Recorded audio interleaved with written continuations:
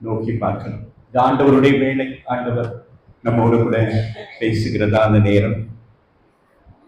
தயவு செய்து ஆண்டவருடைய சமூகத்துல பயபக்தியோடு உண்மையோடு அவரை நாம் அண்டி சேரும் பொழுது ஆண்டவர் நிச்சயமாக நம்மை ஆசீர்வதிக்க அவர் வல்லவராக இருக்கிறார்.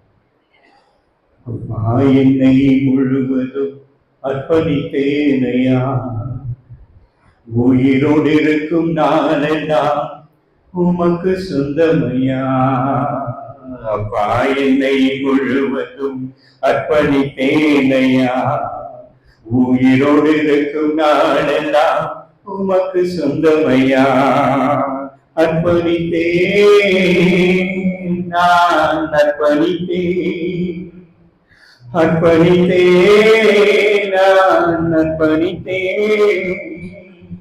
ஆவி ஆத்ம சரீரம் அர்ப்பணித்தேன், ஆவி ஆத்ம சரீரம் அர்ப்பணித்தேன். அப்பா, என்னை முழுவதும் அர்ப்பணித்தேனையா, உயிரோடு இருக்கும் நாளெல்லாம் உமக்கு சொந்தமையா.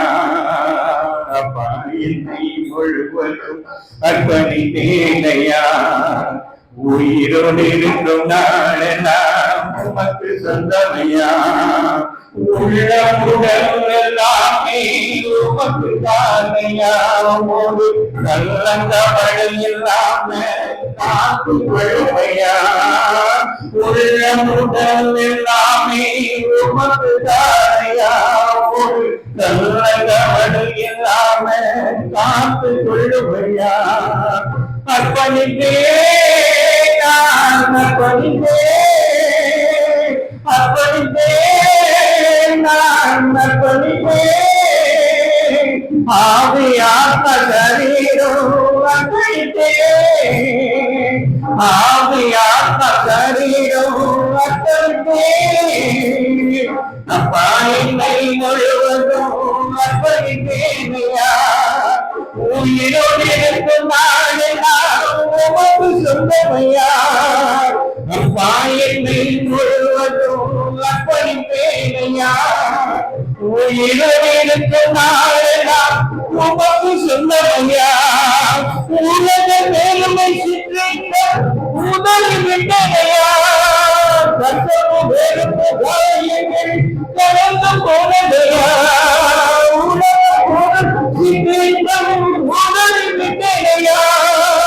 கசப்பு வெறுப்பு காயங்கள் கடந்து போனதையா.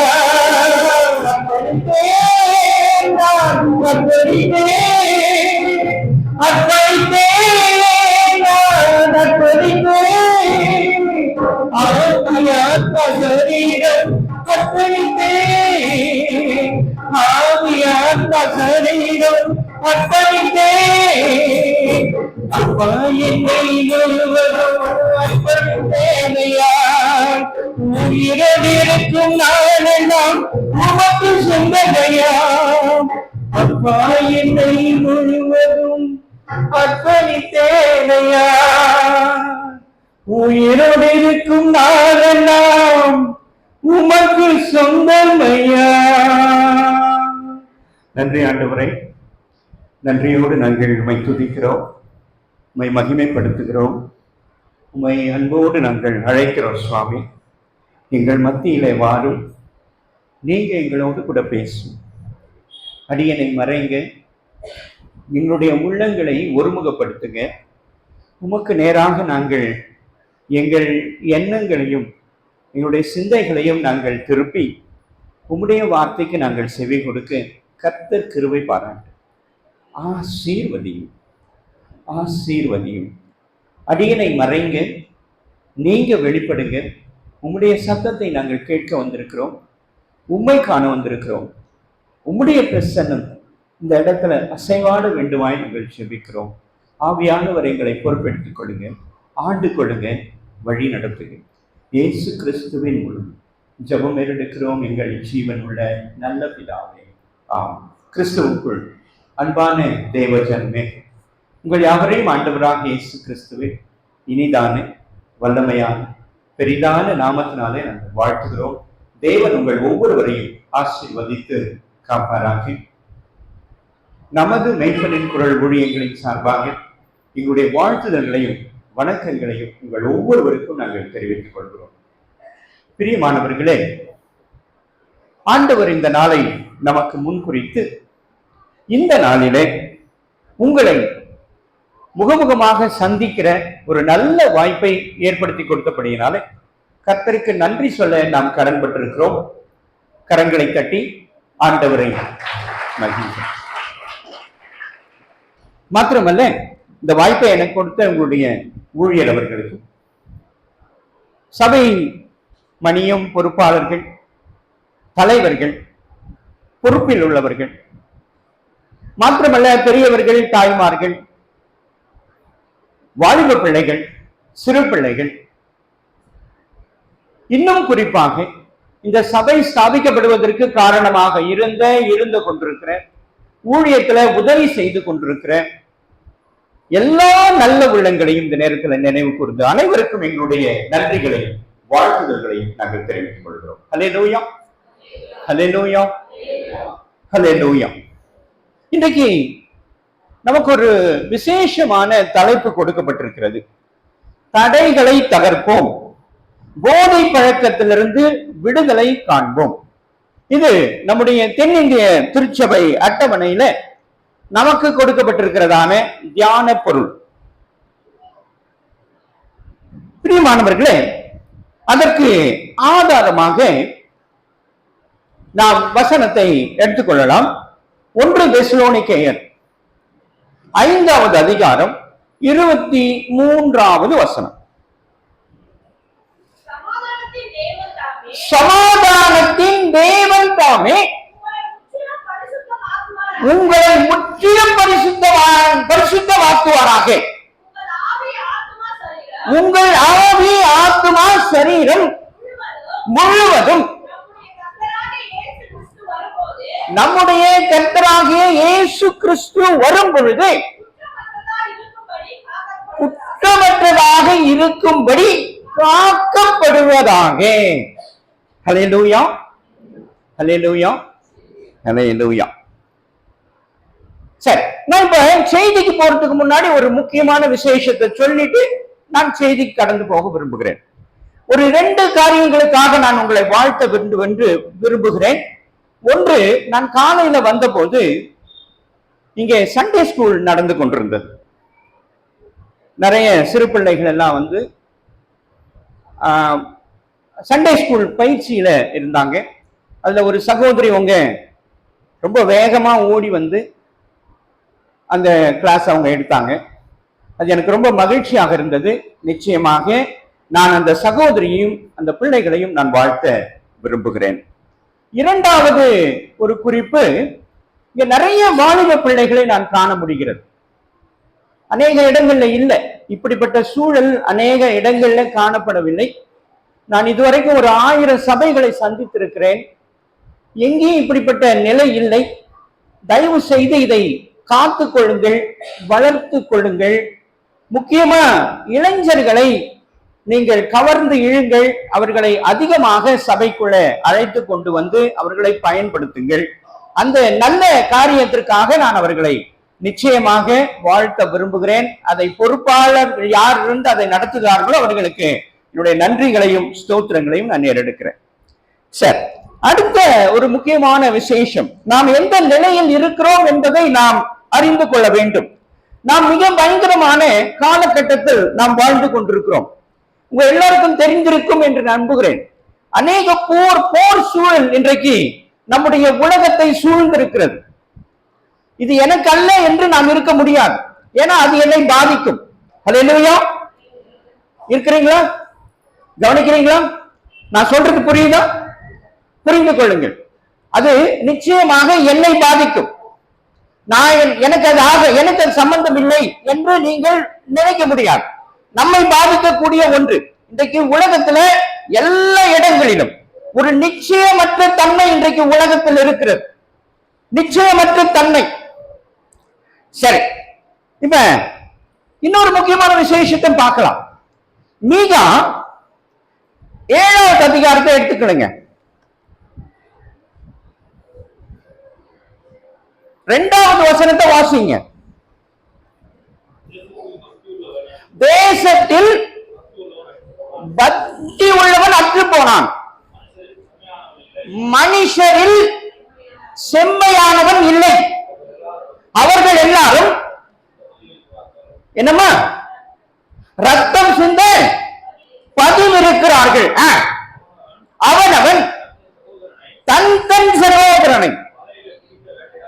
ஆமா, இது நம்ம சூழல் நமக்கு இருக்கா? தெரியுதா? இது புரியுதா? ஹல்லேலூயா, இருக்கிறீங்களா? நான் செய்தி எல்லா சபைக்கும் போனா இன்னொரு முக்கியமான விஷயத்தை நான் சொல்ல மறந்துட்டேன். நான் உங்கள் சபைக்கு புதியவன் கிடையாது. தெரியுமா? உங்களுக்கு தெரியுமா தெரியாதா? எத்தனை பேருக்கு என்ன தெரியும்? 1 2 3 4 5 6 7 8 9 10 பேருக்கு தான் தெரியுது, மற்றவங்களுக்கு தெரியல. சரி, பரவாயில்ல, ஒன்றும் தப்பு இல்லை. இனிமே தெரிஞ்சுக்குங்க, நான் பழைய ஆள், மிக மிக பழமையானவன் உங்கள் சபைக்கு. சரியா? அப்ப நான் என்ன கேட்பேன்னா, 2 காரியங்களை எல்லா சபைகளிலும் கேட்பது வழக்கம், உங்க எல்லாருக்கும் தெரியும். என்ன கேட்பேன் அப்படின்னா, 1 நேரத்தை பார்க்காதீங்கன்னு கேட்பேன். கரெக்டா? அது நீங்க எப்படின்னு எனக்கு தெரியாது. ஆனா உங்க ஊழியர் என்கிட்ட கேட்டாரு, நான் அவர்கிட்ட சொன்னேன் 1 மணி நேரம் அப்படின்னு. ஆனா நான் 1 மணி நேரத்துக்கு முடிக்கிற ஆள் கிடையாது. சரி, ரெண்டாவது ஒரு விசேஷம் என்ன அப்படின்னா, நான் கேள்வி கேட்பேன், நீங்கள் பதில் சொல்ல வேண்டும். ஹல்லேலூயா, ஹல்லேலூயா, ஹல்லேலூயா. எங்க மகிழ்ச்சியே இல்லை. நாம எங்க வந்திருக்கிறோம் தெரியுமா? நாம எங்க வந்திருக்கிறோம்? எந்த ஆலயத்திற்கு வந்திருக்கிறோம்? தேவாலயம் யாருடையது? தேவன் யாருடையவர்? தேவன் யாருடையவர்? நம்முடையவர்னா இந்த இடம் யாருக்கு? நம்ம வீட்டுல உட்கார்ந்து இருக்கிறோம். ஹல்லேலூயா. பத்தியா, இந்த கேள்விக்கே இவ்வளவு சுத்தி வர வேண்டி இருக்கு. இந்த கேள்விக்கே நான் இவ்வளவு தூரம் சுத்தி வர வேண்டியிருக்கு. இது நம்முடைய வீடு. இப்ப நல்ல ஒரு விஷயத்தை புரிஞ்சுக்கொள்ளுங்க. நம்முடைய வீட்டுக்கும் அசல் வீட்டுக்கும் ஒரு வித்தியாசம் இருக்கு, அந்நிய வீட்டுக்கும் ஒரு வித்தியாசம் இருக்கு. என்ன வித்தியாசம்னா, அங்க போனா நாம எப்படி இருக்கணும்? நீங்க இங்க இருந்து போகும்போது உங்க பிள்ளைக்கு சொல்லி கூட்டிட்டு போவீங்க. என்னன்னு சொல்லி கூட்டிட்டு போவீங்க? அமைதியா இருக்கணும், அப்புறம் சேட்டை பண்ணக்கூடாது, அப்புறம் எந்த பொருளையும் தொடக்கூடாது. ரைட்டா? ஆனா உங்க வீட்டுல நீங்க அந்த வார்த்தையை சொல்லுவீங்களா? உங்க பிள்ளைக்கு சொல்ல மாட்டீங்களா? இல்லையா? சொல்லுவீங்களா? சொல்ல மாட்டீங்களா? சொல்ல மாட்டீங்க. அங்க ஒரு அம்மா சொல்லுவோன்றாங்க, அங்க ஒரு அம்மா சொல்லுவேன்றாங்க. சரி, பரவாயில்ல. சரி, என்னங்க கேட்கல? சரி, பரவாயில்ல, நல்ல கவனிங்க. இது நம்முடைய வீடு. தயவு செய்து தேவனை தொழுது கொள்ள வந்திருக்கிறோம், என்னை உருவாக்கினவரை தொழுது கொள்ள வந்திருக்கிறோம், என்னை ஆசீர்வதிக்கிறவரை தொழுது கொள்ள வந்திருக்கிறோம், என்னை பாதுகாக்கிறவரை தொழுது கொள்ள வந்திருக்கிறேன், கர்த்தரை ஸ்தோத்திரிக்க நான் வந்திருக்கிறேன். ஆகவே நான் மகிழ்ச்சியோடும் ஆர்ப்பரிப்போடும் மிகுந்த ஒரு உள்ளம் எப்படி இருக்கணும் தெரியுமா? கொழுந்து விட்டு எரிய வேண்டும். ஹல்லேலூயா. கொழுந்து விட்டு எரியுதா? யாருக்கும் இல்லைன்னு நினைக்கிறேன். உங்கள் உள்ளம் எப்படி இருக்கணும்? கொழுந்து விட்டு எரிய வேண்டும். கர்த்தர் பேச போகிறார், ஆவியானவர் என்னோடு கூட பேச போகிறார், எனக்கானவை பேச போகிறார் என்ற ஒரு எதிர்பார்ப்பு நமக்கு இருக்க வேண்டும். ஹல்லேலூயா, ஹல்லேலூயா, ஹல்லேலூயா. இங்க உட்கார்ந்து இருக்கவங்க யாரும் சொல்லியே கொடுக்க கூடாது. யாரும் சொல்லிக் கொடுக்கலையா உங்களுக்கு? ஹல்லேலூயா, ஹல்லேலூயா, ஹல்லேலூயா. இங்க இவ்வளவு நடந்தது, இவ்வளவு சண்டை நடந்துகிட்டு இருக்கு. அங்க 2 பேர் ரொம்ப டீப்பா டிஸ்கஸ் பண்ணுகிறாங்க. அங்க கொஞ்சம் பாருங்க, அங்க ஒரு 2 பேரு ரொம்ப டீப்பா டிஸ்கஸ் பண்ணுகிறாங்க. இதுதான் நம்முடைய தவறுகளுக்கு காரணம். சரி, நல்லா புரிஞ்சு கொள்ளுங்கள். வாசிங்க, 3வது வசனத்தை வாசிங்க. பொல்லாப்பு செய்ய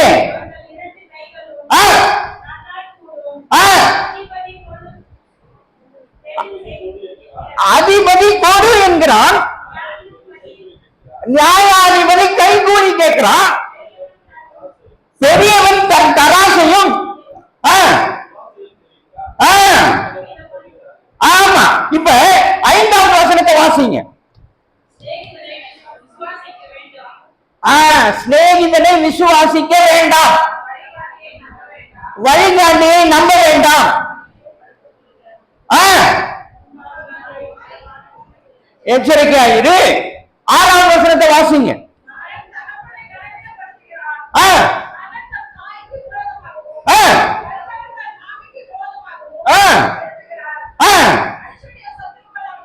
ஹல்லேலூயா, ஹல்லேலூயா. இது இன்றைய என்னுடைய சூழல். தெரியுமா உங்களுக்கு? இது நம்முடைய சூழல்.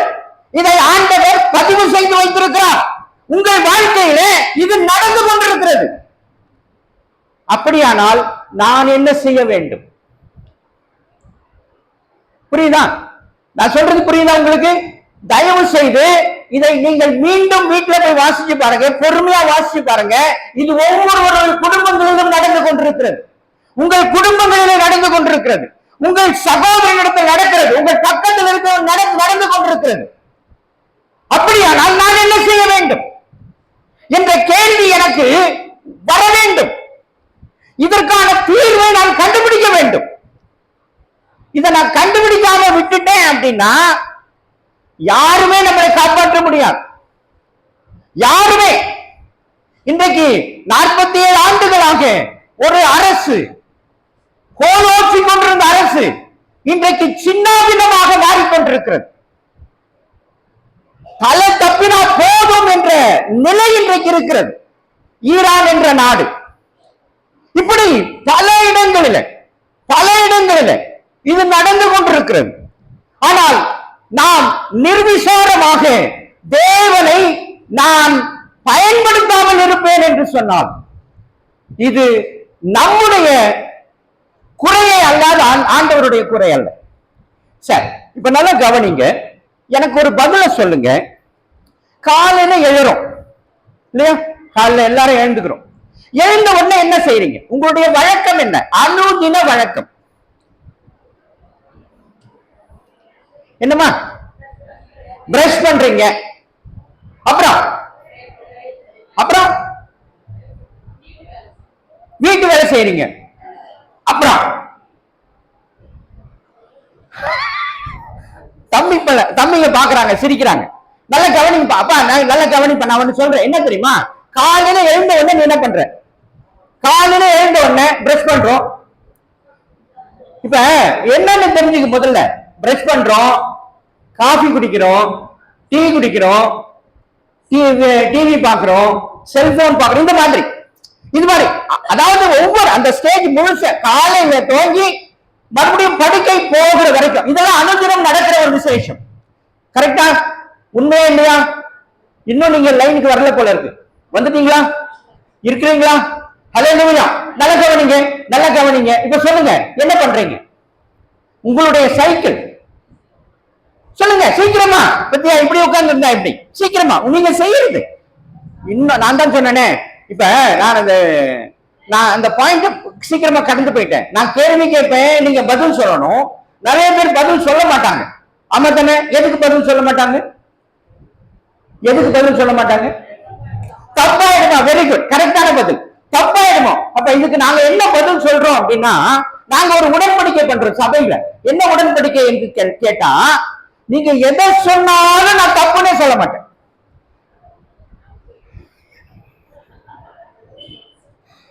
புரிஞ்சுதா? புரிஞ்சவங்க பிஸ்டா. புரிஞ்சுதா இல்லையா? புரிஞ்சுதா? சில பேருக்கு தான் புரிஞ்சது, நிறைய பேருக்கு புரியல. நீங்க என்ன சொன்னாலும் நான் தப்புன்னு சொல்ல மாட்டேங்க. ஹல்லேலூயா. நீங்க என்ன சொன்னாலும் நான் கேட்கறதுக்கு நீங்க என்ன பதில் சொன்னாலும் என்ன சொல்ல மாட்டேன், தப்புன்னு. நீங்க எதுக்கு பயப்படுறீங்க? தப்பாயிடும் தான் பயப்படுறீங்க. நான் தப்புன்னே சொல்ல மாட்டேன். ரைட்டா? இது நமக்குள்ள டீல். ஓகேவா? ஹல்லேலூயா. யாரெல்லாம் இது ஒத்துக்கிறீங்க? சரி, சொல்லுங்க. நல்ல கவனிங்க. எனக்கு சொல்லுங்க, என்ன உங்களுடைய வழக்கம்? நீங்க செய்யறது இதுல ஒண்ணு சீக்கிரட் ஒண்ணுமே இல்லையா? எல்லா வீட்லயும் நடக்கிறதாங்க. எல்லார் வீட்லயும் நடக்கிறதா, எல்லா மனுஷருக்கும் இருக்கிற இயல்பு. அதுல சீக்கிரம் ஒண்ணும் கிடையாது. நான் இதை செய்யறேன், இதை சொல்லிட்டா எப்படி, அதெல்லாம் ஒண்ணுமே கிடையாது. நான் செய்யறதா நீங்களும் செய்வீங்க, நீங்க செய்யறதா நானும் செய்வேன், வேற ஒண்ணுமே கிடையாது. அதே சொல்லுங்க, ஒத்துக்கிறீங்களா? இதை ஒத்துக்கிறீங்களா? இந்த காரியத்தை ஒத்துக்கிறீங்களா? ஒத்துக்கிறோம், சொல்லுங்க. படுக்க எழுந்த உடனே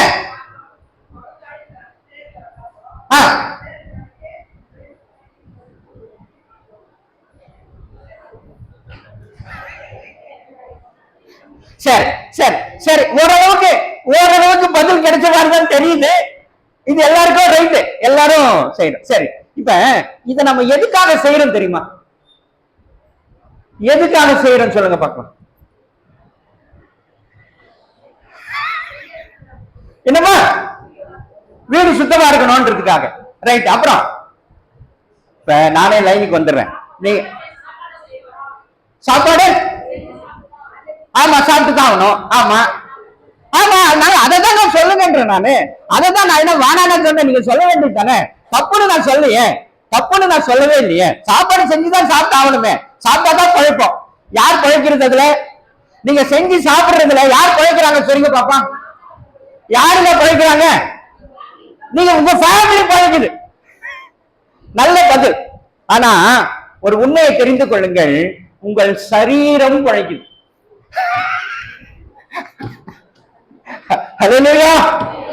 யார் பழைக்கிறா?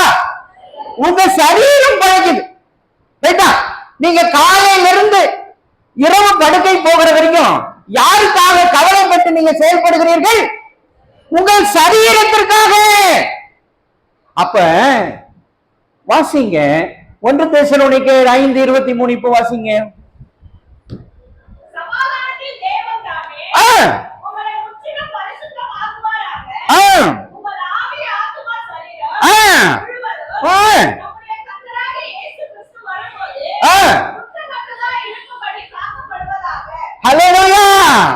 இப்ப அதுல என்னென்ன சொல்லப்பட்டிருக்கு? ஆவி, ஆத்மா, சரீரம். இப்ப நாம எதுக்காக இவ்வளவு நாள் கவலைப்பட்டோம்? சரீரத்துக்காக.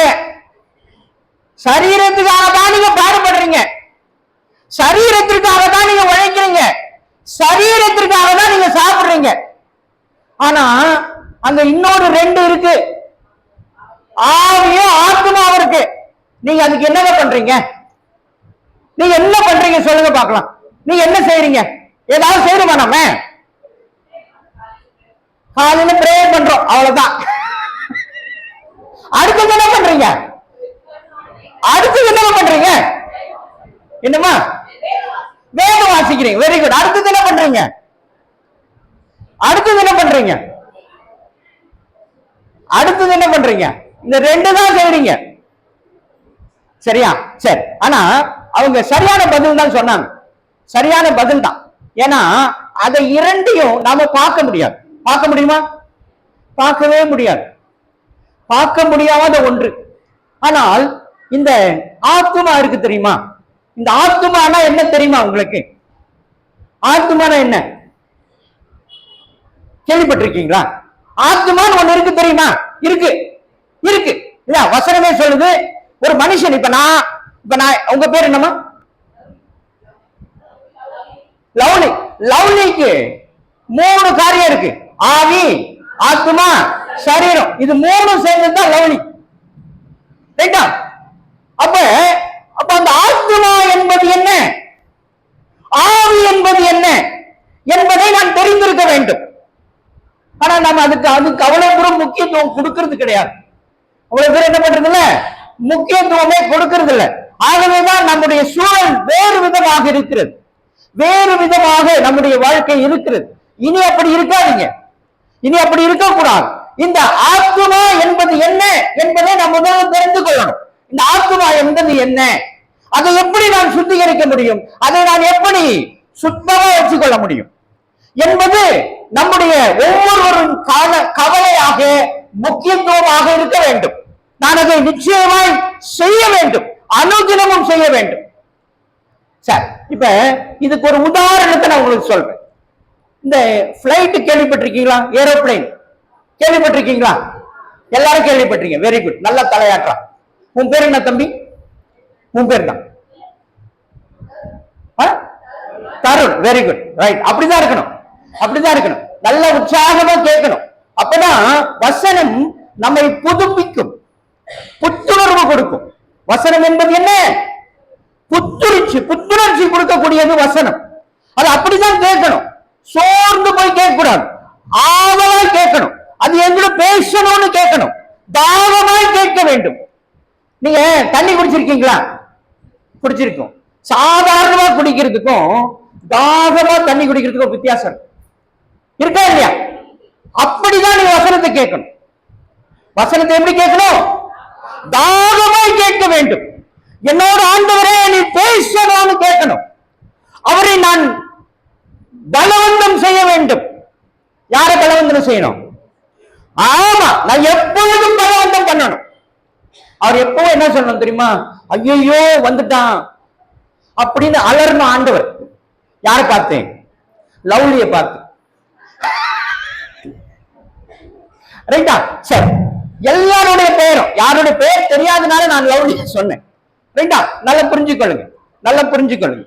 இப்ப நல்லா கவனிங்க. ஏன் லவ்லிய நான் முக்கியப்படுத்தினேன் அப்படின்னா, நான் நின்று கொண்டு பார்த்தேன். அந்த அம்மா அங்கிருந்து வந்தாங்க, திப்பு திப்புன்னு ஓடி வந்தாங்க. கதவெல்லாம் சாத்தி இருக்கு, சர்ச்சி கதவு சாத்தி இருக்கு. ஆனாலும் வேகமா ஓடினாங்க.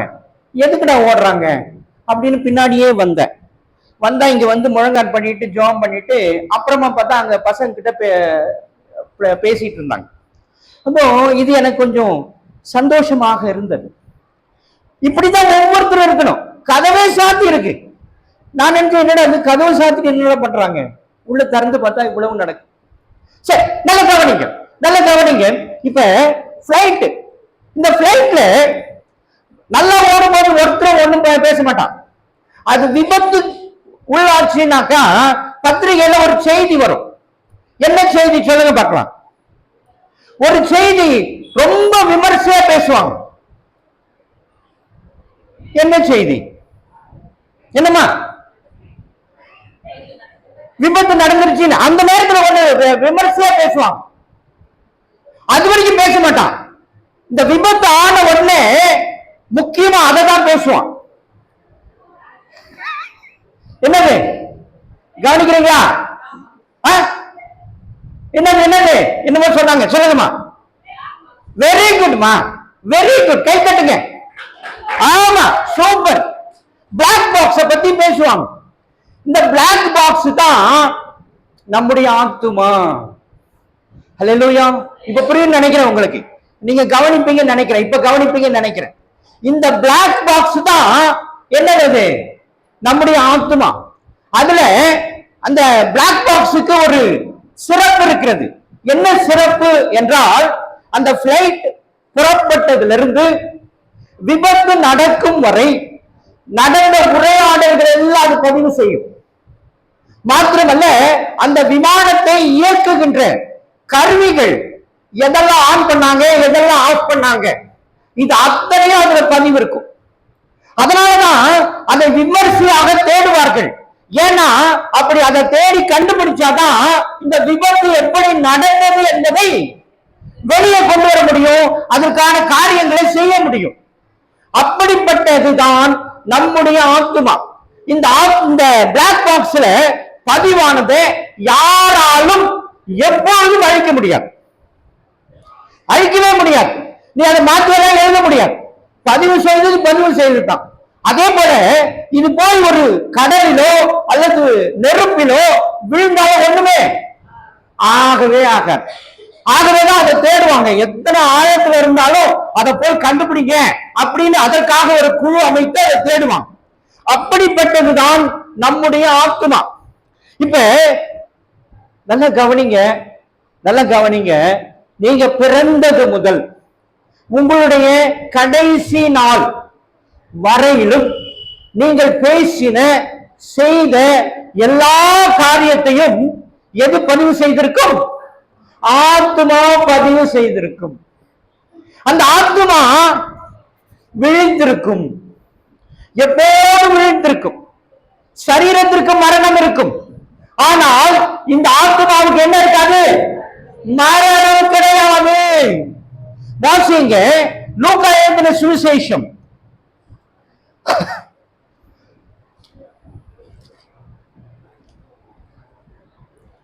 16வது அதிகாரம் 19வது வசனம். ஐஸ்வர்யமுள்ள ஒரு மனுஷன் இருந்தான். அவன் ரத்தாம்பரமும் விளையாட பெற்ற வஸ்திரமும் தரித்து அனுதினமும் சம்பரமாய் வாழ்ந்திருந்தான் என்று பதிவு செய்கிறது. இப்ப 22, 23, 24 வசனங்களை வாசிங்க. அதுலயே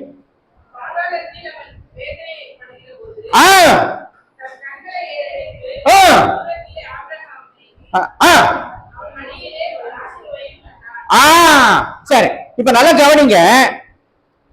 இவன் எந்த எந்த நிலையில இருந்து பார்க்கிறான்?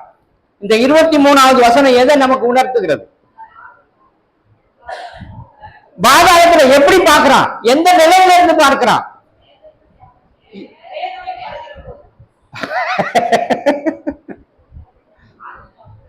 ஆத்மாவிலிருந்து பார்க்கிறான். ரைட்டா? புரியுதா? ஹல்லேலூயா. புரியுதா? ஆத்மாவிலிருந்து பார்க்கிறான். ஆத்மா பேசுகிறது. ஆத்மாவிலிருந்து அவன் இருக்கிறான். சரி, இப்ப நல்ல கவனிங்க. 27, 28 வசனங்கள் வாசிங்க.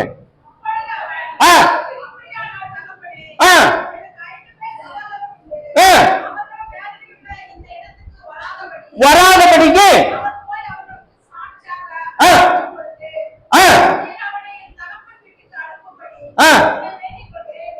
ஆமா, இப்ப இப்படித்தான் கேட்கிறான். எங்க போய் கேட்கிறான்? பாதாளத்துல போய் கேட்கிறான். ஆனா அவனுக்கு இந்த உணர்வு எப்ப வந்திருக்கணும்? சரீரத்தில் இருக்கும் போது வந்திருக்கணும். அப்பெல்லாம் விட்டுட்டான். ரைட்டா? அப்பெல்லாம் விட்டுட்டான், கண்டுக்கவே இல்லை. இப்ப அவன் போய் பாதாளத்தில் இருக்கிறான். பாதாளம் அந்த அக்கினி அவன் தகிக்கிறது. அவனால் அதை தாங்க முடியல. வேதனையோடு இருக்கிறான். ஐயோ, இந்த வேதனை எனக்கு தாங்க முடியல என்ற அந்த சூழ்நிலையில அவன் தன்னை குறித்து யோசிக்கிறான். நான் தாகமா இருக்கிறேன், ஐயா எனக்கு உதவி செய்யுங்கன்னு கேட்கிறான். அடுத்தது எனக்கு 5 சகோதரர் இருக்கிறாங்க, அவனும் இந்த இடத்துக்கு வராதபடி ஏதாவது பண்ணணும்னு யோசிக்கிறான். எங்க இருந்து யோசிக்கிறான்? எப்ப யோசிச்சிருக்கணும்? நமக்கு ஆயுசு கொடுத்தாரு இல்லையா, நமக்கு சரீரத்தை கொடுத்தாரு இல்லையா, நமக்கு சுகத்தை கொடுத்தாரு இல்லையா, நமக்கு சந்தோஷத்தை கொடுத்தாரு இல்லையா, அப்ப யோசித்திருக்கணும். அவனுடைய சகோதரனை குறித்தோ மற்றவர்களை குறித்தோ எல்லாரையும் குறித்த ஒரு எண்ணம், ஏக்கம் அப்பொழுது வந்திருக்க வேண்டும். அப்பொழுது வந்திருந்தால் அவனால் அந்த சகோதரனை ஆதாயப்படுத்தி இருக்க முடியும். அல்லேலூயா. ஆனா இதுக்கெல்லாம் வாய்ப்பே இல்லை. வாய்ப்பில்லாத இடத்துல போய் உட்கார்ந்து இருக்கிறான். இப்ப நாம கவனிக்க வேண்டியது இதுதான். அப்ப ஆத்மாவை நான் எப்படி வளர்த்திருக்கிறேன்? ரைட்டா?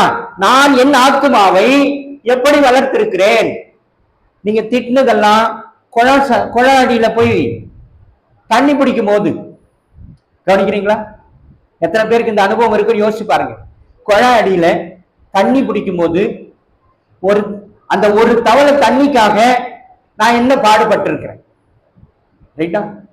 யுத்த களம் எது? யுத்த களம்? கொலாயடி.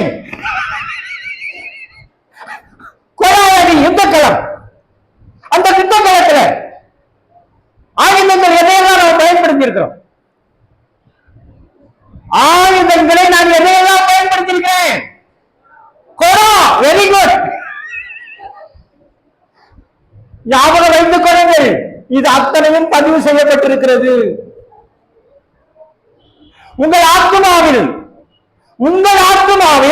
இது அத்தனையும் பதிவு செய்யப்பட்டிருக்கிறது.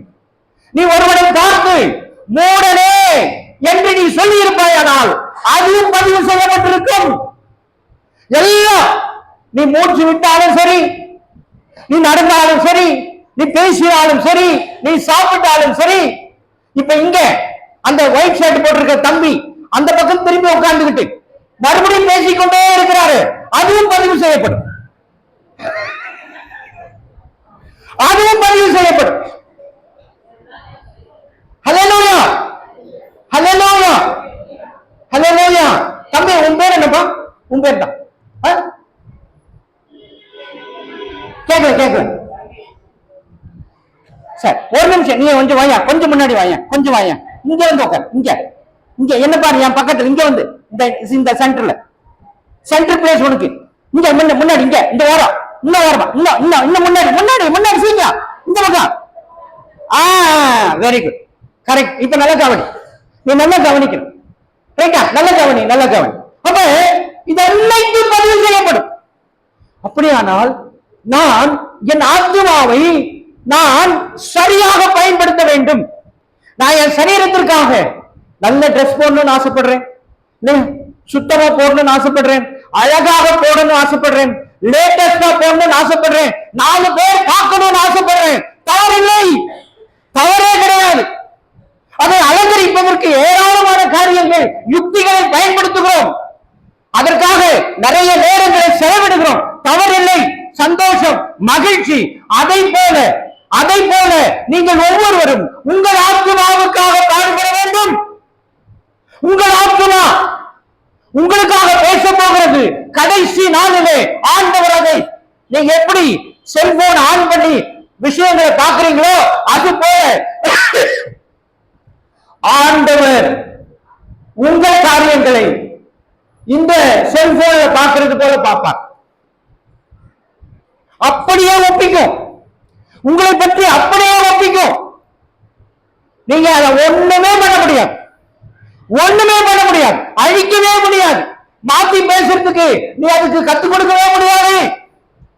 அது நிச்சயமாக உங்கள் காரியங்களை அப்படியே ஒப்பிக்கும், உங்களுக்காக சாட்சி கொடுக்கும். நீங்கள் யார் என்பதை அது சாட்சி பகரும். ஆண்டவருடைய காலத்துல, ஆண்டவர் வருகையில அது உங்களுக்காக சாட்சி பேசும். இதை நான் எப்படி சரி செய்ய வேண்டும் என்றால், சங்கீதம் 119 9வது வசனத்தை வாசிங்க.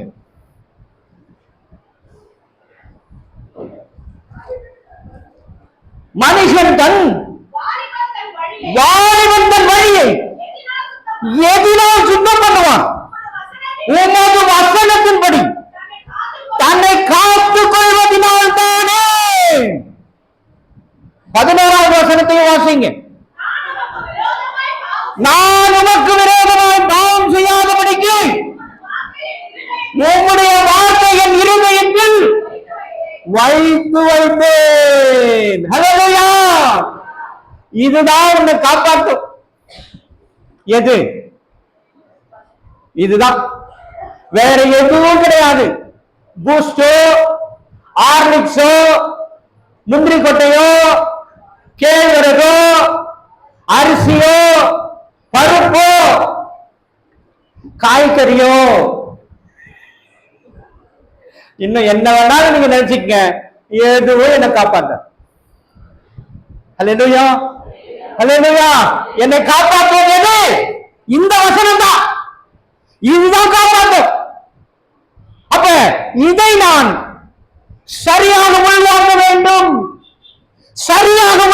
வேண்டும்.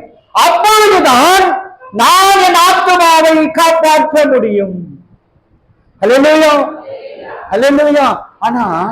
ஆனா ஒண்ணு கவனிங்க, இது எங்க இருக்குன்னே யாரும் கண்டுபிடிக்கலங்க. இது எங்க இருக்கு? இருதயத்துல இருக்கா, மூளையில இருக்கா, யாருக்கும் தெரியாது. இது எங்க இருக்கு, எங்க பதிவு செய்யப்பட்டிருக்கிறது, அல்லது எங்க இது பதிவு செய்து கொண்டிருக்கிறது என்று யாருமே இதுவரைக்கும் கண்டுபிடிக்கல. அவ்வளவு சீக்கிரட்டாக இருக்கு. ஒருவேளை அது ரத்தத்தில் இருக்கும் போல இருக்கு. ஏன்னா ரத்தம் தான் உயிர் என்று சொல்லப்பட்டிருக்கிறது. ஒருவேளை அது ரத்தத்தில் இருக்கும் போல இருக்கு, தெரியல, எங்கேயோ இருக்கு, ஆனா இருக்கு, பதிவு செய்து கொண்டிருக்கிறது, உங்களை கவனித்துக் கொண்டிருக்கிறது. நீங்கள் என்ன செய்கிறீர்களோ அதை உன்னிப்பாக வாட்ச்டாக் மாதிரி வாட்ச்டாக் மாதிரி அதை உங்களை கவனித்துக் கொண்டிருக்கிறது. நீங்கள் அதை எதை வைத்து என்னெல்லாம் சொல்லி பதிவு செய்யணும் நீங்க நினைக்கிறீங்களோ அப்படி பதிவு செஞ்சா ரைட்டு. நீங்க முயற்சி எடுக்கணும். நீங்க முயற்சி எடுத்தானா நான் அது சரியான பதிவுகள் அதுல இருக்கும். நீங்க முயற்சி எடுக்கல. இப்ப பாருங்களேன், 2026 நான் ஒரு 6 மாசமா இங்க வரணும்னு ஆசைப்பட்டுக்கிட்டு இருந்தேன். உங்களை சந்திக்க வேண்டும் என்று ஆண்டவர் என்னை உந்தி தள்ளிக்கொண்டே இருந்தார். ஆனால் 2026 3வது வாரம் 18ஆம் தேதி தான் உங்களை சந்திக்க வேண்டிய ஒரு சூழல். ஆனால் பிரியமானவர்களே, எனக்கு இதை பற்றின புரிதல் கிடைக்கவே இல்லை. ஆனால் இன்றைக்கு நமக்கு அந்த புரிதல் நமக்கு வெளிப்படுத்தி இருக்கிறார் ஆண்டவர். பரிசுத்த ஆவியானவர் வெளிப்படுத்திக் கொண்டிருக்கிறார். ஜாக்கிரதைப்படுங்கள், ஜாக்கிரதைப்படுங்கள். இனியாகிலும் சரியான பதிவுகள் உங்கள் ஆத்மாவிலே பதிவு செய்ய முற்படுங்கள். தயவு செய்து இனி உன்னுடைய நடக்கையில மாற்றங்கள் வர வேண்டும். உன்னுடைய செய்கையிலே மாற்றம் வர வேண்டும். உன்னுடைய பேச்சிலே மாற்றம் வர வேண்டும். உன்னுடைய சிந்தையிலே மாற்றம் வர வேண்டும். ஏன்? அதுதான் எனக்கு சாட்சி பொருள். என்னை குறித்த சாட்சி அது சொல்ல போகிறது. ஆகவே சரியான காரியங்களை இனியாகிலும் நான் பதிவு செய்ய முற்பட வேண்டும். ஹல்லேலூயா. சரி, இப்ப 3வது ஆவி. 3வது என்னது? ஆவியை நம்ம பார்த்திருக்குமா? ஒன்னும் சொல்ல மாட்டேன்றீங்க. டைம் ஆயிடுச்சு போலங்குது. டைம் ஆயிடுச்சா? 3 முக்கியமான விஷயம் சொல்ல வந்திருக்கிறேன். நீங்க எவ்வளவு நேரம் கொடுப்பீங்கன்னு எனக்கு தெரியாது. ஆனா எனக்கு ஒன்னும் கவலை இல்லை. எனக்கு ஒரு கவலையும் இல்லை. நீங்க இப்ப கை தூக்கி போறையா நிறுத்திருங்க, இது போதும், இதுக்கு மேல பேசாதீங்க, எங்களுக்கு தாங்காது அப்படின்னு நீங்க சொல்வீர்களானால் அப்படியே அப்ரப்டா நிறுத்திடுவேன். எனக்கு வருத்தமே கிடையாது. 6 மாசமாக உங்களை தேடிக்கொண்டிருக்கிறேன்.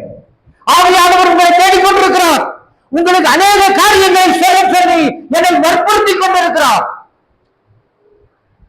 நீங்கள் அதை பயன்படுத்திக் கொள்வதும் பயன்படுத்தாமல் போவதும் உங்கள் கரங்களில் இருக்கிறது. எங்களுக்கு ஒரு பிரச்சனையும் கிடையாது. நீங்க போனா அப்படியே சந்தோஷமா புறப்பட்டு போயினே இருப்ப.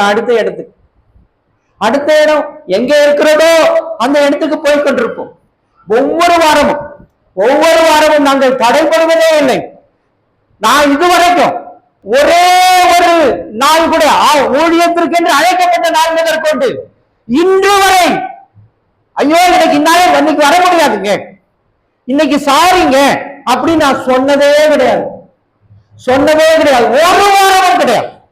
ஒரே ஒரு வாரம் கூட சாரி அப்படின்னு நான் சொன்னதே கிடையாது. ஆனா இப்ப நான் ஒண்ணு கேட்டா நீங்க ஒத்துக்குவீங்க. 2025 ஜனவரியிலிருந்து இந்த ஜனவரி 3வது வாரம் வரைக்கும் நான் ஒரு வாரம் கூட தவறாம ஆலயத்திற்கு வந்தேன் அப்படின்னு கை தூக்கி எத்தனை பேர் பார்க்கலாம்? பாத்துங்க 4-5 பேர் தான். 4-5 ஒரு 5 பேர் 6 பேர் 10 பேர் அவ்வளவுதான். இங்க எவ்வளவு குழம்பி இருக்கும். ஒரு வாரம் கூட தவறாமல் ஒரே வருஷம் ஒரு நாள் கூட தவறாம நான் வந்தேன் அப்படின்னு நம்மளால சொல்ல முடியல. ஏன்? அப்ப ஓய்வு நாள் குறித்த புரிதல் எனக்கு இல்லை. ஓய்வு நாளை குறித்த புரிதல் எனக்கு இல்லை. ஹல்லேலூயா, ஹல்லேலூயா, ஹல்லேலூயா, ஹல்லேலூயா. கவனிக்கிறீங்களா? கவனிங்க. வந்துருச்சா? ஓய்வு நாளை குறித்த புரிதல் எனக்கு இல்லை என்றுதான் அர்த்தம். சரி, இதெல்லாம் தெரிஞ்சுக்கணும்னு ஆசைப்பட்டீங்கன்னா கொஞ்சம் டைம் கொடுங்க. நான் ரொம்ப நேரம் எடுக்க மாட்டேன். உங்களை பலவந்தப்படுத்த மாட்டேன். உங்களை வருத்தப்படுத்தவும் நான் தயாராக இல்லை. ஆனால் தயவு செய்து பிரியமானவர்களே, இது மிக மிக ஆபத்தான காலம், கடைசி காலம். எந்த நேரத்திலும் முடிவு வரலாம். அந்த முடிவு சயின்டிஸ்டுகளே சொல்லிட்டாங்க. டூம்ஸ் டே அப்படின்னு ஒண்ணு இருக்கு. ஒரு கிளாக் ஒண்ணு கண்டுபிடிச்சிருக்கிறாங்க. இந்த கிளாக் மாதிரி எங்க எதிரில் இருக்கிற அந்த கிளாக் மாதிரி அது எங்க இருக்கு தெரியுமா? இப்போ அது பல இடங்கள்ல இருந்தது. சின்ன முள்ளும் பெரிய முள்ளும் சேர்ந்தா ஒரு டைம் வரும் இல்லையா? அது 12ல சின்ன முள் இருக்கு, பெரிய முள் 12க்கு பக்கத்துல ஒரு நிமிடம், ஒரே நிமிட இடைவெளியில் நின்று கொண்டிருக்கிறது. சயின்டிஸ்ட் கண்டுபிடிச்சிருக்கிறாங்க. உலகம் முடிவு வரப்போகுது என்று கண்டுபிடித்திருக்கிறார்கள். இதெல்லாம் நீங்க தெரிந்து கொள்ள வேண்டும். சரி, நல்ல கவனிங்க, நல்ல கவனிங்க, நல்ல கவனிங்க. இந்த ஆவி நம்முடைய சுவாசம், மூச்சு. உங்களுக்கு தெரியுமா? நீங்க மூச்சு விடுறீங்களா? மூச்சு விடலையான்னு உங்களுக்கு நாம கவனிக்கிறதே கிடையாது. அது பாட்டுக்கு போயிட்டு வந்து சுவாசம் இருந்து கொண்டே இருக்கிறது. இந்த சுவாசத்துக்கு சம்பந்தப்பட்டது இந்த உடல் உறுப்புகள், உள் உறுப்புகள் அனைத்தும். முக்கியமா நுரையீரல், அடுத்தது வயிறு, எல்லாமே இன்டர் கனெக்டட். அப்போ இதை நான் காத்துக் கொள்ள வேண்டும், இதை நான் பாதுகாக்க வேண்டும். ஆனா இதை நான் எப்படி பயன்படுத்துறேன்னா, இன்னைக்கு இருக்கிற வாலிபர்கள் என்ன செய்து கொண்டிருக்கிறார்கள் என்றால், புகை பிடிக்கிறது, ரைட்டா, போதை பொருள், ரைட்டா, பல்வேறு அசுத்தங்கள் எல்லாவற்றையும் செய்கிறார்கள். ஆனா இதெல்லாம் நான் செஞ்ச என்ன ஆகும் தெரியுமா? இதெல்லாம் நான் செஞ்ச என்ன ஆகும் தெரியுமா? என்ன ஆகும்? என்னுடைய உடல் உறுப்புகள் அனைத்தும் பாதிக்கப்படும். பாதிக்கப்பட்டால் என்ன பண்ண முடியாது? என்னால புதுப்பிக்கவே முடியாது. ஆனால் வசனம் என்ன சொல்லுகிறது? நீ வாசிங்க மறுபடியும் 1 தெசலோனிக்கேயர் 5:23.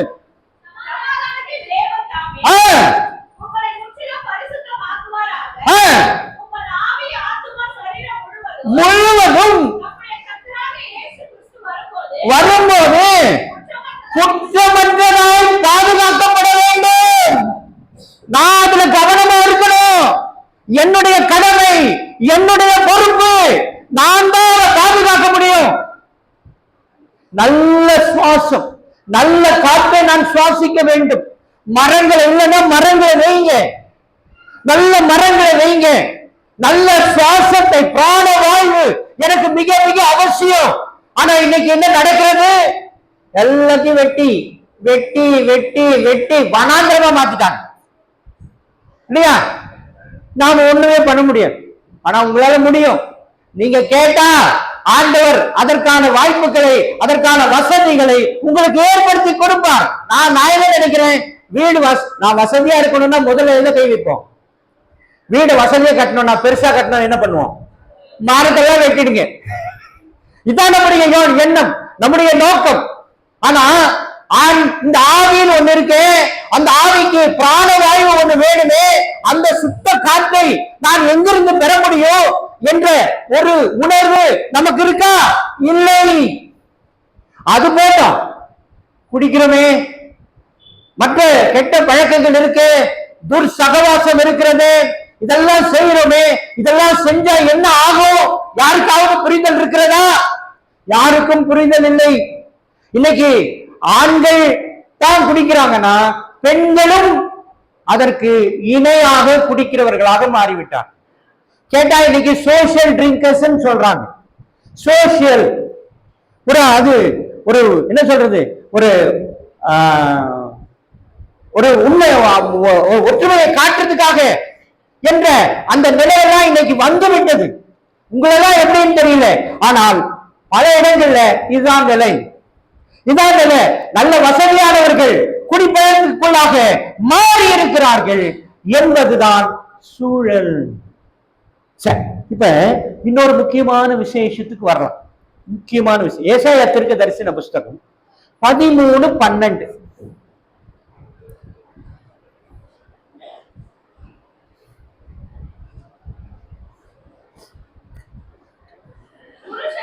புருஷனை பசும் பொன்னிலும் மனுஷனை ஓவியரின் தங்கத்திலும் அருளாக்குவேன் அப்படின்னு ஒரு வசனம் இருக்கு. இதுக்கு என்னங்க பொருள் சொல்லுங்கம்மா, சொல்லுங்கய்யா. இதுக்கு என்ன பொருள்? இப்படி ஒரு வசனம் இருக்கிறதே, இதுக்கு என்ன அர்த்தம் தெரியுமா உங்களுக்கு? சொல்லுங்க சீக்கிரமா, சீக்கிரம் சீக்கிரம் சீக்கிரம் சொல்லுங்க. ஹல்லேலூயா, ஹல்லேலூயா, ஹல்லேலூயா. சொல்லுங்க. இதுக்கு என்ன அர்த்தம்? யாராவது பாத்தீங்களா? எப்போது பாத்தீங்களா? யாருக்கிட்டையாவது கேட்டீங்களா? இதுக்கு என்ன அர்த்தம் கேட்டீங்களா? கேட்கவே இல்லை. யாருக்குமே கேட்க தெரியல. இப்படி ஒண்ணு சொல்லி இருக்கிறாரு. நீங்க யார்கிட்டையும் கேட்க வேணாம், ஆண்டவர்கிட்டயாவது கேட்டீங்களா?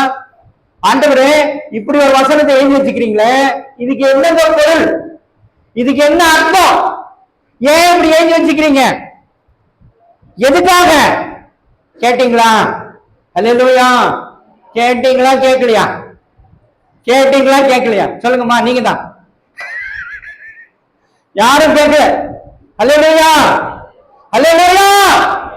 கேட்டீங்களா கேட்கலையா? கேட்கவே இல்லை. 26 வந்துருச்சு, 26 முடிஞ்சிடும், 27 வந்துடும். கேட்கவே இல்லை.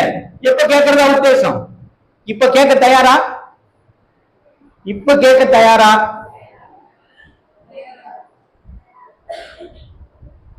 சரி, இதுக்கு சரியா எல்லாரும் பதில் சொல்லணும்னா ஒரு அல்லேலூயா சொல்லுங்க. கொஞ்சம் தான் சவுண்ட் வருது. ஆஹா, ஆஹா, ஆஹா.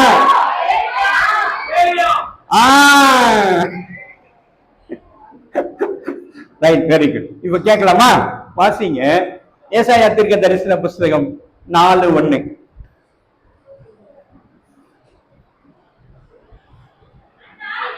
அந்நாளில் 7 ஸ்திரீகள் ஒரே புருஷனை, நல்ல வாசிங்கம்மா, நல்ல வாசிங்க.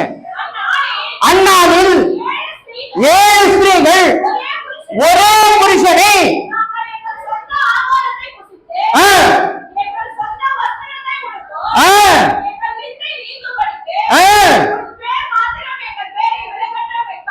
ஆமா. இப்ப புரியுதா? இப்ப அந்த வசனத்துக்கு அர்த்தம் புரியுதா?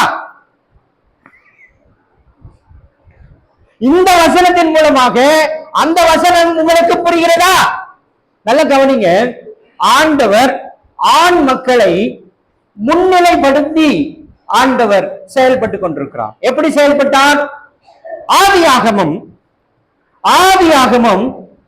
2வது அதிகாரம்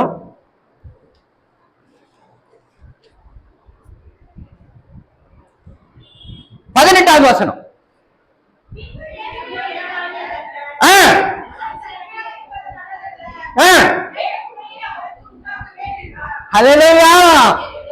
நல்லா புரிஞ்சுக்கங்க. மனிதனை முன்னிலைப்படுத்தினார். மனிதனை முன்னிலைப்படுத்தி ஆண்டவர் ஸ்திரீயானவளை அவனுக்கு ஏற்ற துணையாக கொடுத்தார். அப்படிதான் வசனம் இருக்கிறது. அதுதான் வசனம் நமக்கு போதிக்கிற உண்மை. ஆனால் இந்த மனிதன் என்ன செய்து கொண்டிருக்கிறான் என்றால், ஆண்டவரை உதாசீனப்படுத்தி கொண்டிருக்கிறான் பல இடங்களில. இப்ப இங்க பரவாயில்ல, நிச்சயமா நான் உங்களை பாராட்டுவேன், நிச்சயமா உங்களை வாழ்த்துவேன். பல சபைகளில இந்த நிலை கிடையாது. பல சபைகள் உங்களுக்கு தெரியும். பல சபைகளில ஞாயிற்றுக்கிழமை ஆலயத்துக்கு போகணுங்கிற என்ன எண்ணம் யாருக்கு இல்ல? குறிப்பா ஆண்களுக்கு கிடையாது. ரைட்டா? அப்படின்னா ஆண்டவர் உங்களுக்கு ஒரு எச்சரிப்பின் வார்த்தையை வெளிப்படுத்தி இருக்கிறார். அது அப்போதே சொல்லிவிட்டார். ஏன்? நான் என்ன பண்ணுவேன்?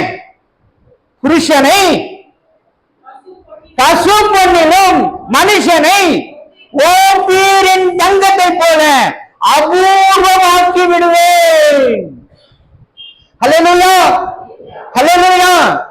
இன்னைக்கு ஜப்பான் நமக்கு முன்னுதாரணமாக இருக்கிறது. அங்கே நீங்க நினைச்சு பாருங்க. இந்த ஒண்ணு இல்ல, இந்த புங்குனூர் கிராமத்துல, இந்த புங்குனூர் கிராமம் இருக்கா? புங்குனூர் கிராமம் எவ்வளவு வீடு இருக்குங்க? இங்க வீடு எத்தனை வீடு இருக்கும்? எவ்வளவு வீடு? 1000 வீடு. ஜப்பான்ல கடந்த மாதம் ஒரு ஸ்டாட்டிஸ்டிக் வெளியிட்டார்கள். 9 லட்சம் வீடுகள் காலியாக இருக்கிறது. எத்தனை லட்சம்? 9 லட்சம் வீடுகள் காலியாக இருப்பதாக அதுக்கு என்ன பேர் வச்சிருக்காங்க தெரியுமா? கோஸ்ட் டவுன், பேய்களின் குடியிருப்பாக 9 லட்சம். ஞாபகம் வச்சுக்கொள்ளுங்க. அதுவே சின்ன நாடு. ஜப்பான் என்னது? சின்ன நாடு. அதிலே 9 லட்சம் வீடுகள் காலியாக இருக்கிறது என்று தகவல் வெளியிட்டார்கள். வெனின்சுலா என்ற ஒரு தேசம் இருக்கிறது. சமீபத்தில் இந்த வெனின்சுலா குறித்து நிறைய நீங்க கேள்விப்பட்டிருப்பீங்க. ஏன்னா அதனுடைய அதிபரை USA கைது செய்து வந்து விட்டது.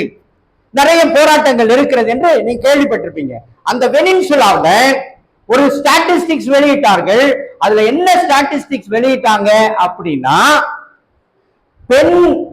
பெண்களை காட்டிலும் ஆண்கள் 10-15% குறைவாக அந்த தேசத்துல இருக்கிறார்கள். ஹல்லேலூயா. ஞாபகம் வச்சுக்கொள்ளுங்க, 10-15% குறைவு பெண்களை காட்டிலும். இப்ப நான் கேட்கிறேன், ஆண்டவர் ஆதாம் ஏவாளை எப்படி படைத்தார்? மனுஷனை எப்படி உருவாக்கினார்? மண்ணினாலே உருவாக்கினார். என்ன கணக்குல உருவாக்கினார் தெரியுமா? என்ன கணக்கு தெரியுமா? 1:1. எத்தனை? ஒரு ஆண் ஒரு பெண், ஒரு ஆண் ஒரு பெண், இப்படிதான். சரி, இப்ப பிரளயம், மிகப்பெரிய பிரளயம் வந்தது. உலகமே அழிந்தது. அழிஞ்சது பாரு. அந்த அழிவிலிருந்து யாரை காப்பாற்றினார்? நோவா. எத்தனை பேரு? 8 பேர். என்ன கணக்கு? ஆண் பெண் 1:1. ரைட்டா? ஒரு ஆண் ஒரு பெண். நோவா, அவன் மனைவி, அவனுடைய பிள்ளைகள் 3 பேரு, அவனுக்கு மனைவி 3 பேர். ரைட்டா? அதே 1:1 கணக்குல தான். ஆனா அதே ஆண்டவர் ஏசாயா தீர்க்கதரிசன புஸ்தகம் 4:1 என்னன்னு சொல்றாரு? 4:1 என்னன்னு சொல்றாரு? 7 ஸ்திரீகள். அப்ப என்ன அர்த்தம்? 7:1 அல்லது 1:7. அப்ப நான் இத கவனிக்கிறதா வேண்டாமா? நான் இதை கவனிக்கிறதா வேண்டாமா? ஆண் மக்கள் கவனிக்க வேண்டுமா வேண்டாமா? இது எனக்கான எச்சரிப்பாச்சே. என்னை குறித்து பேசுகிறாரே, நான் கவனிக்கிறதா வேண்டாமா? நான் கவனிக்கிறதா வேண்டாமா? கவனிக்க வேண்டும். இது உங்களுக்கானது, உங்களுக்கான எச்சரிப்பு. ஆண்டவர் உங்களை மகிமைப்படுத்த வேண்டும் என்று விரும்புகிறார். ஆனால் நானோ எதை நோக்கி ஓடிக்கொண்டிருக்கிறேன்? போன வாரம் ஒரு படம் ரிலீஸ் ஆச்சு. ஒரு படம். அந்த படம் 8 மணிக்கு. அந்த படம் எத்தனை மணிக்கு? காலையில 8 மணிக்கு. அவன் 8 மணினாலும் சரி, 5 மணிக்கு படம் இருக்குனாலும் சரி, கூட்டமா போறாங்க. பாத்தீங்களா? நான் பார்த்திருக்கிறேன். அந்த வீடியோல பாக்குறேன். வெறும் ஆண்கள், வெறும் இளைஞர்கள் கூட்டமா வராங்க. 5:30 மணிக்கு. போன வருஷத்துல ஒரு படத்தை 5:30 மணிக்கு வெளியிட்டாங்க. அந்த நேரத்துல கூட்டம் அலைமோதுகிறது, ஆண்கள்.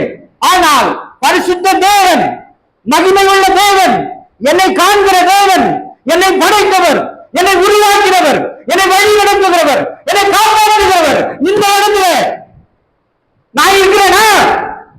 நான் இருக்கிறேனா? யார் பொறுப்பு? யார் அதற்கு பொறுப்பு? இங்க ஒரு வசனம் ஒண்ணு சொன்ன வாசிங்க. ஒண்ணு கொலோசியர் பகுதி வாசிச்சோம் இல்லையா? கொலோசியர் வசனம் 3வது அதிகாரம் 8வது வசனத்தை வாசிங்க.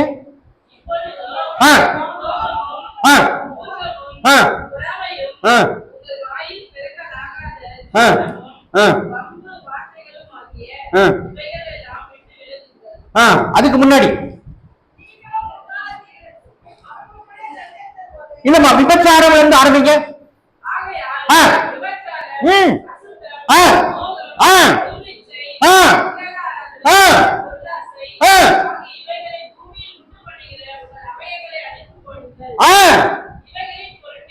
நல்லா கவனிங்க, அண்டர்லைன் பண்ணிக்கங்க.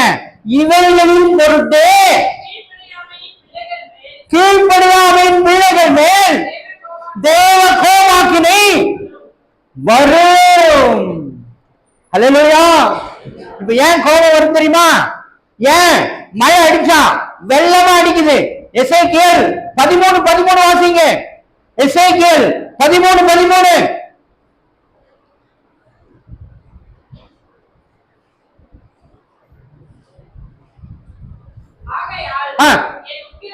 என் உக்கிரத்திலே கொடிய பூசல் காற்றை.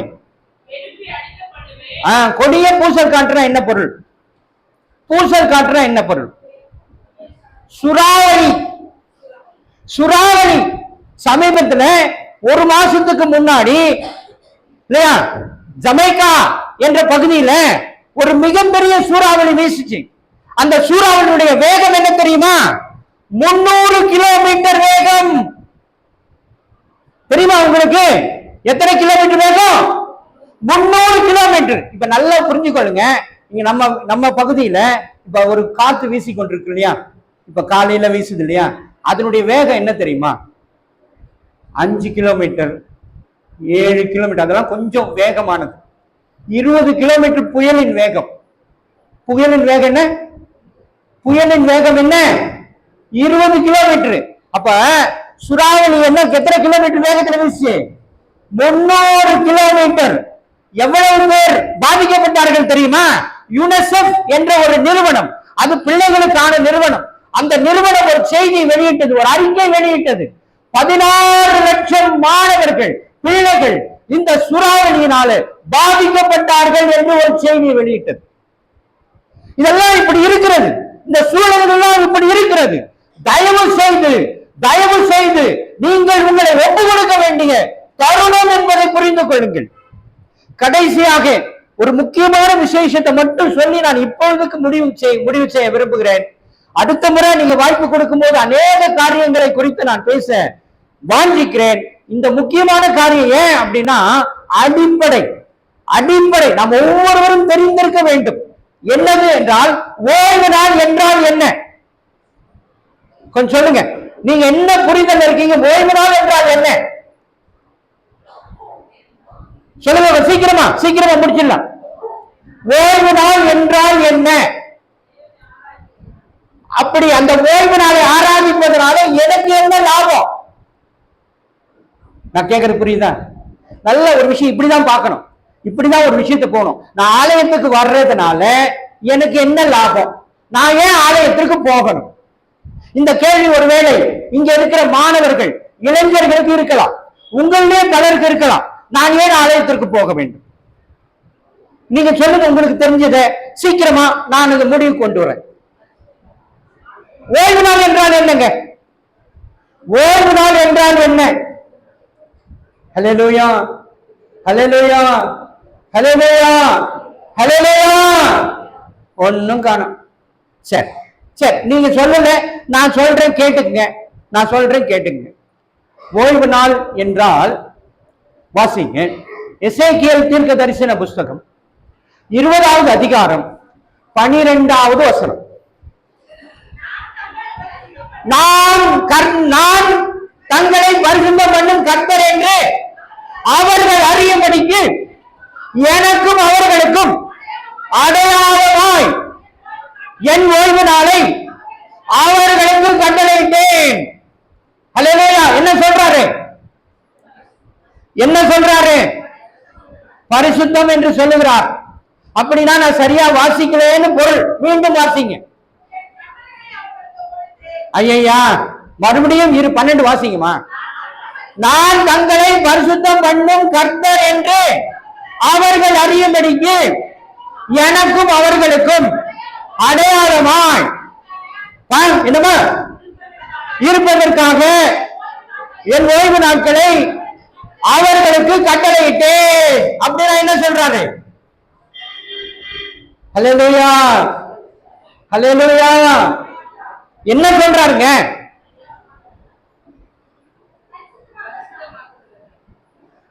அப்படின்னா மீண்டும் வாசிங்க. அடையாளங்க. Very good. அடையாளம் தான் ஓய்வு நாள். யாருக்கும்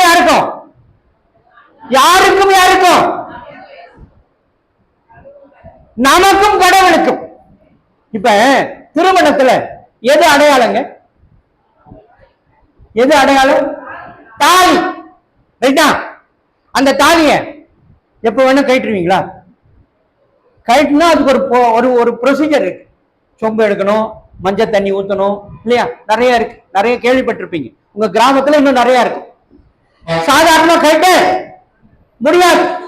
அப்ப ஆண்டவர் சொல்லுகிறார், ஓய்வு நாள் என்பது உனக்கும் எனக்கும் அடையாளம். ஹல்லேலூயா, ஹல்லேலூயா. தயவு செய்து புரிந்து கொள்ளுங்கள், பரிசு ஓய்வு நாளை கனவீனப்படுத்தி விடாதீர்கள். ஓய்வு நாளுக்கு முக்கியத்துவம் கொடுங்க. நான் இங்க எத்தனை மணிக்கு உங்களுக்கு சபை? எத்தனை மணிக்கு சபை? 10 மணி. ஏன்னா அப்படிதான் எனக்கு சொன்னார். நான் எத்தனை மணிக்கு வந்தேன் தெரியுமா? வந்து நான் நின்று இருக்கிறேன், வந்து நான் நின்று கொண்டிருக்கிறேன், காத்து கொண்டிருக்கிறேன் கடவுளுக்காக, என் தேவனுக்காக நான் காத்து கொண்டிருக்கிறேன். என்கிட்ட கார் இருக்கு. ஹல்லேலூயா. கார்ல எவ்வளவு சீக்கிரம் வரலாம் தெரியுமா? வரலாமா, வரக்கூடாதா?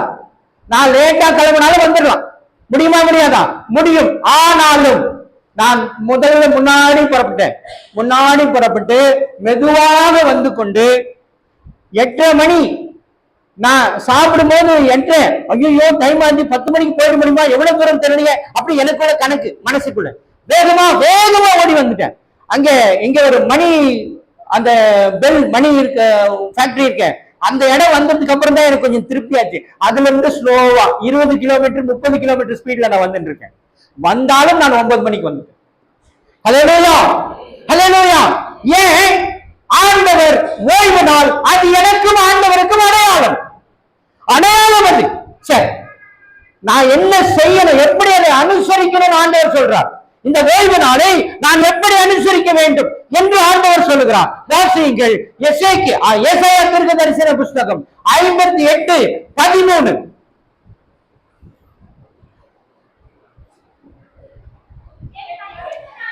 என் பரிசுத்த நாளாகிய ஓய்வு நாளிலே உனக்கு இஷ்டமானதை, நல்லா கவனிங்க, வசனம் என்ன சொல்லுகிறது தெரியுமா? ஓய்வு நாள்ல, என் ஓய்வு நாளில உனக்கு இஷ்டமானதை நீ செய்யக்கூடாது. ஹல்லேலூயா. இன்னைக்கு என்ன நடக்குது தெரியுமா?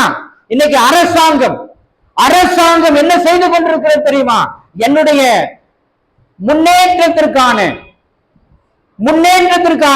பயிற்சி எக்ஸாம்கள் எல்லாம், நான் ஒரு எக்ஸாம் எழுதணும்னா அது என்னைக்கு வைக்கிறாங்க தெரியுமா? என்னைக்கு வைக்கிறாங்க? சண்டே தான் வைக்கிறாங்க. ஆனா மிஜோராம் என்ற நாட்டுல, மிஜோராம் என்ற ஒரு மாநிலம் இருக்கு தெரியுமா உங்களுக்கு? ஹல்லேலூயா. நான் கேட்கறது கேக்குதா? நான் சொல்றது கேக்குதா? தயவு செய்து காதுகளை கூர்மையாக்குங்கள், மிஜோராம் என்ற ஒரு மாநிலம் இருக்கிறது. அந்த மாநிலத்துல நீ எந்த எக்ஸாமோ என்னைக்கு வைக்க முடியாது தெரியுமா? சண்டேல வைக்க முடியாது. உங்களுக்கு மட்டும் ஏன் வைக்கிறாங்க? எதுக்கு வைக்கிறாங்க? அந்த மாநிலத்துல போன எலெக்ஷனுக்கு தேர்தல் அறிவிப்பு சண்டேல, நம்ம மாநிலத்தில் எல்லாம் சண்டே அறிவிச்சாங்க, தேர்தல் முடிவு வெளியிட்டது. ஆனால் மிஜோராம் மாநிலத்தில் திங்கட்கிழமைக்கு மாற்றப்பட்டது. உங்களுக்கு தெரியுமா? ஏன் தெரியுமா? வசனம் என்ன சொல்லுகிறது? அவங்க ஃபாலோ பண்றாங்க. மறுபடியும் அந்த வசனத்தை வாசிங்க. என் பரிசுத்த நாளாகிய ஓய்வு நாளிலே உனக்கு இஷ்டமானதை நீ செய்யாதபடிக்கு உன் காலை விலக்கி உன் வழிகளின்படி நடவாமல், உனக்கு இஷ்டமானதை நீ செய்யாமல், உன் சொந்த பேச்சை நீ பேசாமல், ஓய்வு நாளை மன மகிழ்ச்சியின் நாள் என்றும், கர்த்தருடைய பரிசுத்த நாள் என்றும், மகிமையுள்ள நாள் என்றும் சொல்லி அதை மகிமையாக எழுதுவாயாக. ஹல்லேலூயா. இது மிஜோராம் மக்களுக்கு மட்டும் எழுதி வச்சாரா?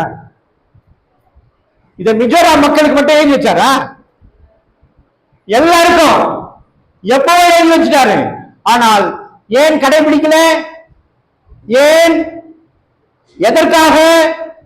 சிந்திக்க வேண்டாமா? அப்ப உங்கள் மீது கோபாக்கினை வருமா வராதா? உங்கள் மீது கோபாக்கினை இறங்குமா இறங்காதா? சரி, இப்படிதான் அனுசரிக்கணும்னு சொல்லி இருக்கிறார். யாரெல்லாம் அனுசரிக்கணும்னு சொல்லி இருக்கிறார்? வாசியுங்கள். யாத்ராகமம் 20:10.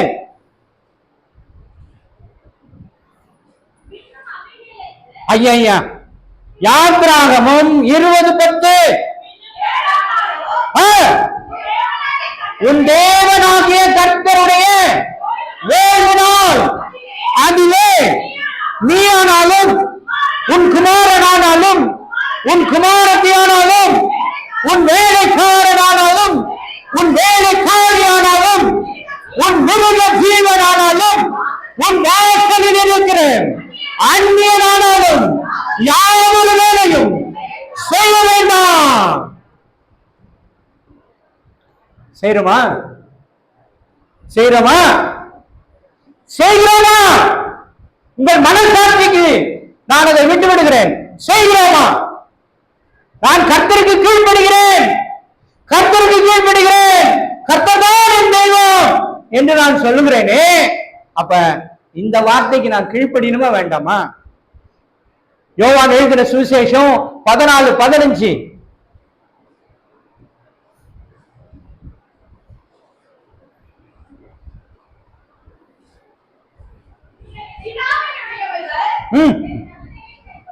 அவ்வளவுதான். மறுபடியும் வாசிங்க ஐயா. ஏமா மாத்தி மாத்தி வாசிக்காதீங்கம்மா.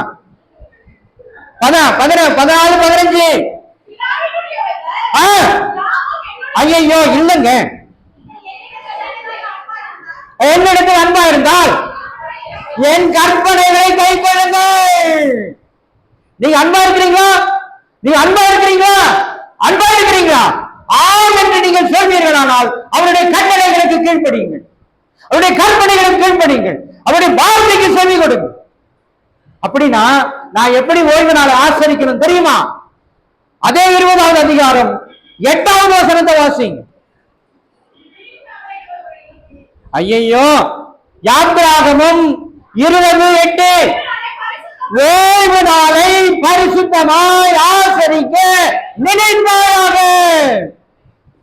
நீங்களும் நானும் நினைக்கணும். சரி, இன்னொரு முக்கியமான காரியத்தை அங்க சொல்லி இருக்கிறாரு. வாசியங்கள் 11, அதே அதிகாரம் 11.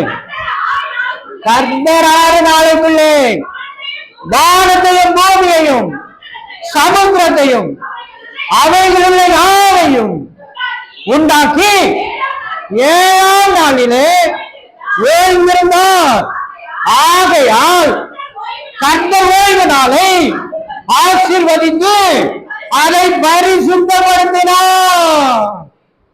அப்படின்னா என்ன பொருள் தெரியுமா?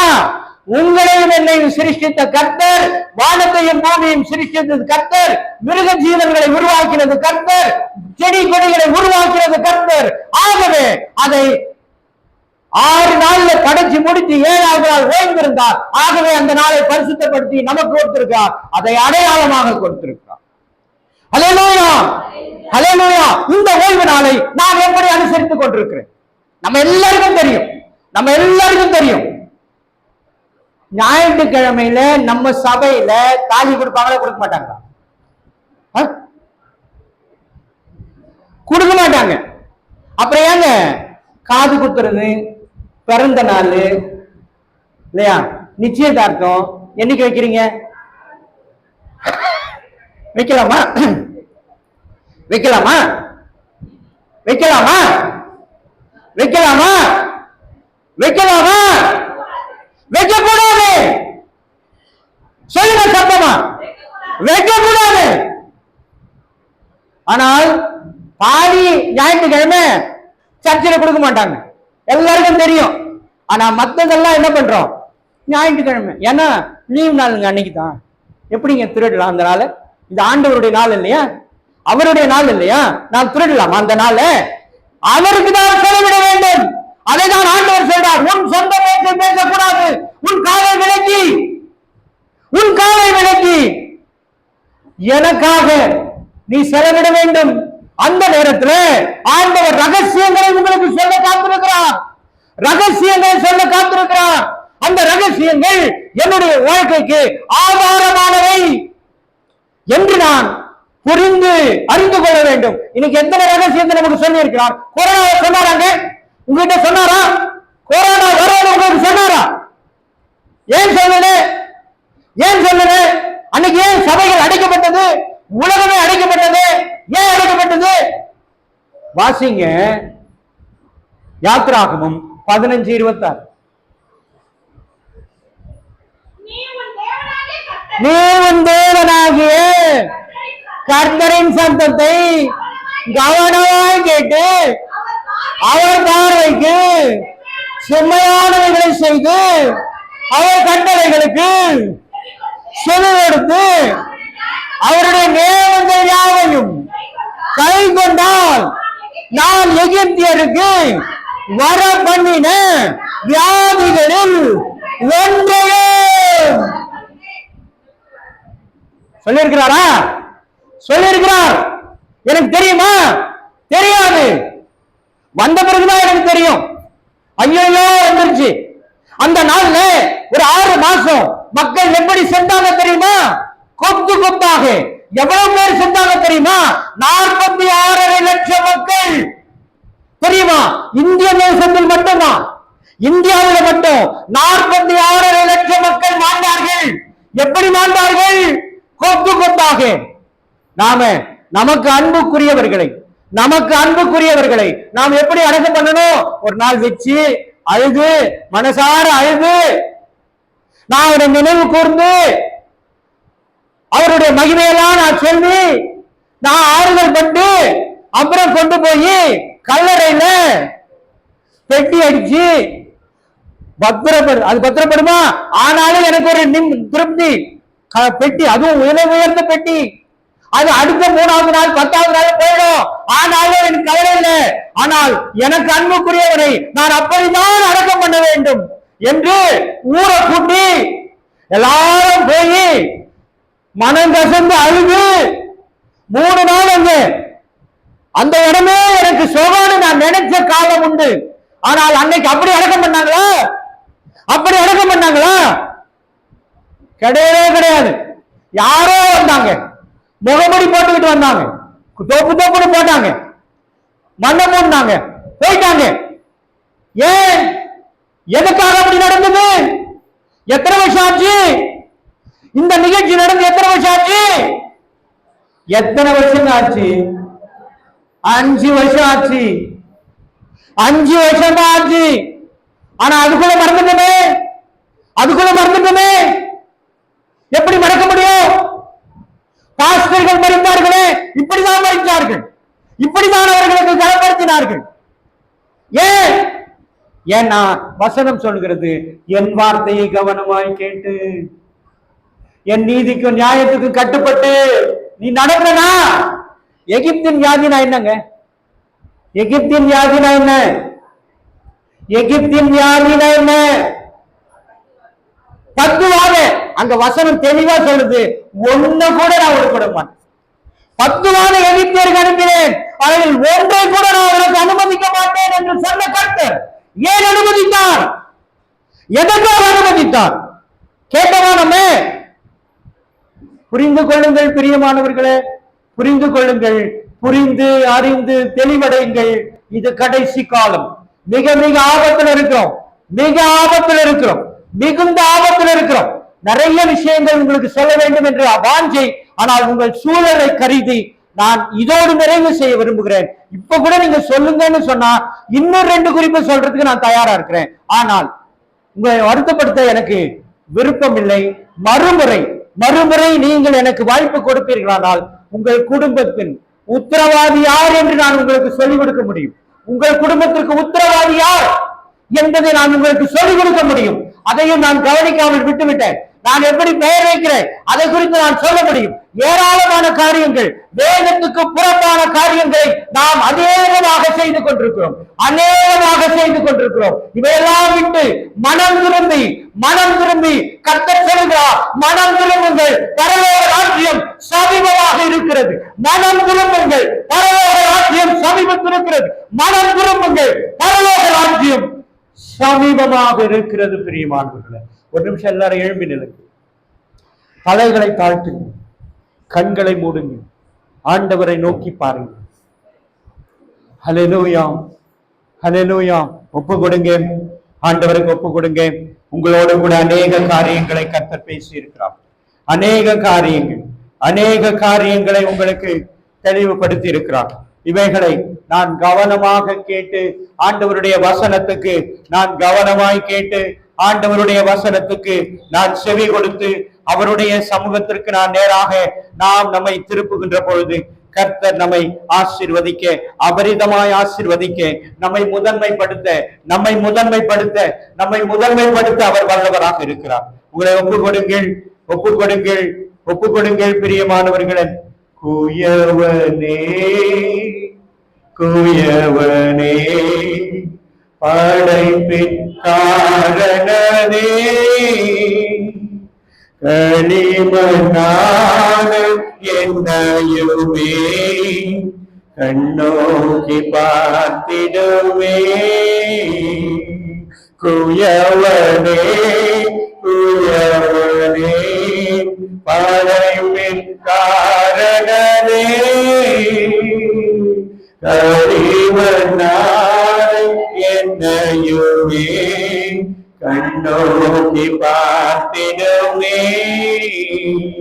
வெறுமையான ஆத்திரம் நான் வெறுப்பு தள்ளாமலே, நீலம்பி வழியும் பார்த்திடமா விளங்கம் செய்திடுமே.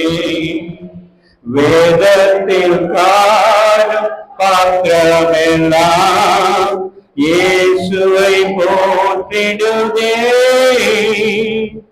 என்னையும் அவ்விகள் பாத்திரமாய் வணைந்து கொள்ளுமே.